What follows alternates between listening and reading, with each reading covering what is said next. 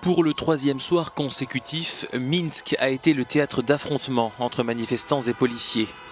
Les forces anti-émeutes ont été déployées en nombre dans la capitale bélarusse, face à des centaines de protestataires descendus dans les rues en ordre dispersé. Des interpellations très violentes ont été constatées, comme sur ces images filmées au bord d'une route. Plus tôt dans la journée de mardi, l'opposante du président Loukachenko, Svetlana Tikhanovskaya, a souhaité présenter des excuses à ses partisans pour avoir fui le pays. Retenue pendant quelques heures au siège de la commission électorale, la figure de l'opposition s'est réfugiée en Lituanie auprès de ses enfants. Sa directrice de campagne a fait une déclaration en invitant les protestataires à continuer pacifiquement le mouvement.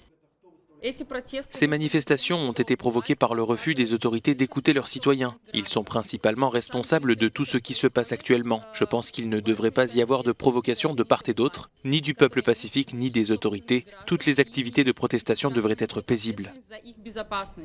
L'Union européenne a jugé que le scrutin présidentiel de dimanche n'était ni libre ni équitable, dans une déclaration approuvée par les 27 États membres, en menaçant entre autres de prendre des mesures contre les responsables des violences observées, notamment contre les journalistes. Sur ces images, un photographe de presse se fait malmener par les forces de l'ordre. Dans l'ensemble du pays, des milliers de personnes ont été arrêtées pour avoir participé à des manifestations non autorisées.